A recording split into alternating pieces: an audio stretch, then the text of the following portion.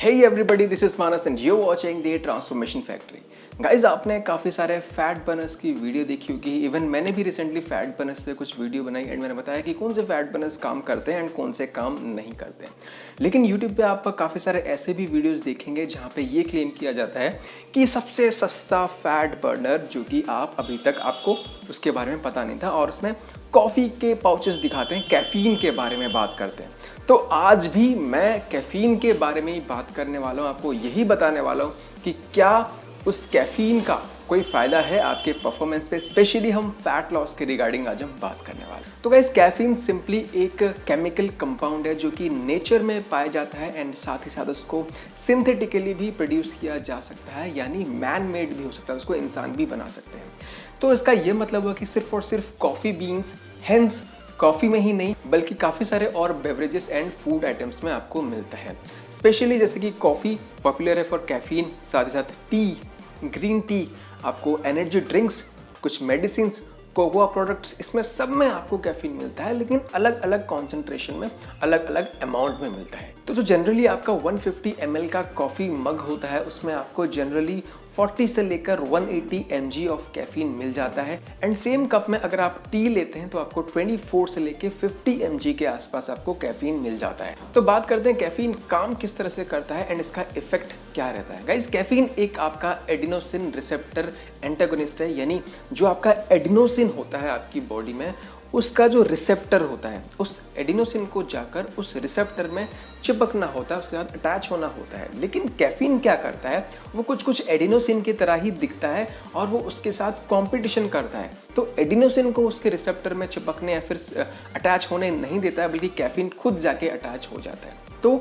Adenosine के attach होने से जो इफेक्ट आपको होते अब वो आपको नहीं होंगे। तो एडिनोसिन के अटैच होने से आपको थोड़ा सा लो फील होता है, लेकिन जब वो अब अटैच नहीं हो पाएगा, कैफीन जाके अटैच हो रहा है, आप थोड़ा सा जगे हुए से, थोड़ा सा अलर्ट, थोड़ा सा एक्टिव फील करते हैं। एंड साथ साथ इससे आपका डोपामाइन लेवल भी बढ़ता है, जिससे आपका मूड इनहांस होता है और आपको अच्छा सा लगता है। एंड आपका एड्रेनलिन जो हार्मोन है उसको भी थोड़ा सा बढ़ा देता है, जिसके वजह से आप फोकस्ड फील करते हैं। एंड ये भी नोटिस करा गया है कि जब 400 से 600 mg के बीच में कैफीन लिया जाता है तो उससे आपका टेम्परेरी स्ट्रेंथ गेन होता है। इवन इसको फैट लॉस के साथ भी जोड़ा जाता है। तो यस, इससे फैट लॉस में आपको मदद मिलता है। ये आपकी फैट मोबिलाइजेशन को बढ़ा देता है, यानी आपके जो डिपोजिटेड फैट है उसमें से वो फैटी एसिड्स को निकाल कर आपके ब्लड में डालता है इस्तेमाल होने के लिए। तो देखा जाए तो हाँ, कैफीन एक फायदेमंद सी चीज है, तभी इसको प्री वर्कआउट में, जो आपके प्री वर्कआउट सप्लीमेंट्स आते हैं उसमें डाला जाता है। और जो क्लेम करते हैं कि भाई इसको लेने से आपकी एनर्जी बढ़ती है, आप फोकस्ड फील करते हैं, वो सिर्फ इस कैफीन के वजह से होता है। तो बात करते हैं डोजेज के बारे में, कितना एक पर्सन को लेना चाहिए।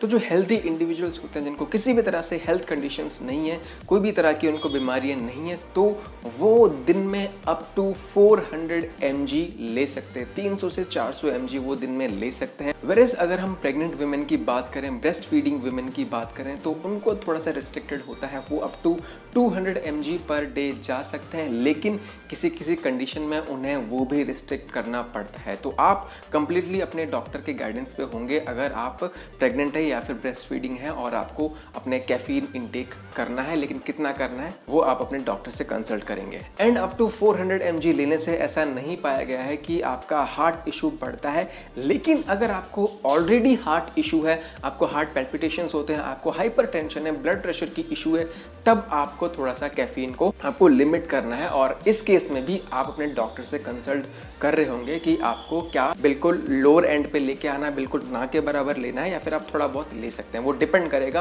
पर्सन टू पर्सन, क्योंकि कैफीन जो है आपके ब्लड प्रेशर को एलिवेट करता है, आपके हार्ट रेट को भी एलिवेट करता है, बीच बीच में पैल्पिटेशंस हो सकते हैं अगर आप लगातार हैवी डोज ले रहे हैं, अगर लगातार आप कैफीन लेते जा रहे हैं। इसके बारे में हम आगे बात करेंगे। सो परफॉर्मेंस के लिए अगर आपको कोई अपना परफॉर्मेंस इनहेंस करना है किसी पर्टिकुलर इवेंट में, तो वहां पे आपका 400 mg से ऊपर भी कैफीन कैफीन लिया जाता है, लेकिन ध्यान रखें मैं परफॉर्मेंस की बात कर रहा हूँ और कभी कभार ओकेजनली की बात कर रहा हूँ मैं। ऐसा नहीं कि आप डेली 400 से ऊपर जा सकते हैं, आपका लिमिट 400 है, आपको उससे नीचे नीचे रहना चाहिए। और ये 400 से 600 mg आप ओकेजनली जा सकते हैं, वो भी डिपेंडिंग अपॉन कि वो पर्सन टॉलरेट कर पा रहा है या नहीं कर पा रहा है। सो अगर आपको फ्रिक्वेंटली कैफीन लेना है, आपको इतना ज्यादा डोज नहीं लेना है, आपको मैंने आपका लिमिट बता दिया है। रेगुलर कॉफी लेते रहने से आप टॉलरेंस इसके लिए डेवलप कर सकते हैं, यानी आपको वो इफेक्ट देखने के लिए और ज्यादा डोज लेने की जरूरत पड़ेगी एंड एक पॉइंट पे आकर आपको और डोज बढ़ाने से वो इफेक्ट देखने को नहीं मिलता है। स्पेशली आपके इफेक्ट जो आपके एड्रेनालिन से जुड़े हुए हैं, जैसे कि आपका increased focus and fat mobilisation. यहां पे मैं आपको रिमाइंड करा देना चाहता हूं कि इंक्रीज्ड फोकस एंड अलर्ट रहने वाला जो वेकफुलनेस होता है उसमें डिफरेंस होता है, क्योंकि कैफीन लेने के बाद आपको नींद नहीं आती है। कैफीन का जो हाफ लाइफ होता है वो अराउंड 4 से 6 घंटे की होती है, यानी 4 से 6 घंटे तक आपको कैफीन का इफेक्ट देखने को मिलता है। और अगर आपने रात को कैफीन लिया है, मतलब आपके सोने से पहले पहले आपने ले लिया है, तो आपको नींद आना काफी मुश्किल हो जाता है। तो मेक श्योर आप अपने सोने से एटलीस्ट 6 से 8 घंटे का गैप रखें और उससे पहले आप अपना कैफीन इनटेक कर लें। तो मैं बताने की ये कोशिश कर रहा हूं कि अगर आप कैफीन टॉलरेंस डेवलप कर लेते हैं तो ये जो आपकी चीज है वेकफुलनेस वाली, ये कम नहीं होती है। भले ही आपने टॉलरेंस डेवलप कर लिया है, तब भी अगर आप सोने से पहले ले लेते हैं, 6 से 8 घंटे के अंदर अंदर ही ले लेते हैं, तब भी आपका जो नींद है वो खराब हो सकता है। सो मैं आपको रिकमेंड करूंगा कि आपको हमेशा कॉफी लेते नहीं रहना। आप इसको साइक्लिंग कर सकते हैं, यानी बीच में थोड़ा सा गैप देंगे ताकि आप अपनी बॉडी को रीसेंसिटाइज कर सके, यानी आपकी बॉडी वापस कैफीन के लिए सेंसिटिव हो जाए।